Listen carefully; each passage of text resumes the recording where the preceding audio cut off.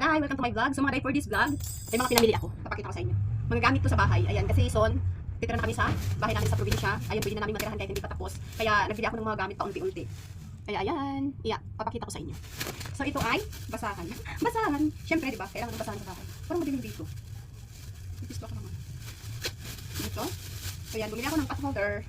Ayan, 5.50, 5.50. And yung basahan, 4.100 yung basahan. Kailangan natin ng basahan sa bahay. Diba? Importante yun. Yung pinaka mahalaga. Kasi pagpasok mo pa lang ng bahay, kailangan mo nang magpunas ng paa. So ayan. Marami pa akong gustong bilhin, kaso lang wala pang budget. Ano lang. So ito, ayan, binili ako ng pitchel. Ayan, ito ay 80 pesos. Isa pa lang na pitchel ang nabili ko. Sponge, 20. Ayan, nakabili na ako. At syempre, ayan, yung katuluan sa panghugas. Ay, nakabili ako mga day ng mug. Ano siya? 30 pesos na lang yung isa. Nakasell siya. Ang ganda nito mga day. 6 na piraso yung binili ko nito.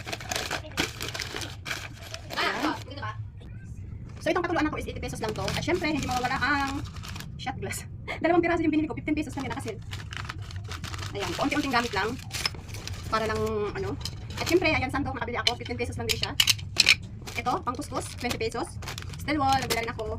At syempre, kutsara, ayan, at saka tinidor. Nagbili ako dalawang, ano lang to, 12, at saka ito 12. Yung kutsara natin ay, ano lang to mga day, mura lang to eh, 65. Dalawa, 65 ang isa, tig-anim, at ito, 65 din, nakasave. So ayan, marami pa akong gusto ng bilhin, kasi pira lang ang wala. Pautang naman mga ito naman. Ay. Alam niyo ba mga day, yung bahay namin sa probinsya, 2018 nakabili kami ng lupa, and 2020 nag-start kaming pagpagawa ng bahay, and how many years na, ngayon hindi pa tapos, pero pwede na siya matirahan. So ayan, nagbili ako ng kutsilyo, ayan, may gunting na siya, may pinner na isang set, ano to, 153, at 6 na plato.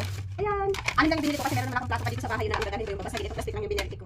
Take 40 pesos ang isa. At syempre ito pambukas ng Red Horse. Mura lang to, 15. At bumili ako ng basong babasagin.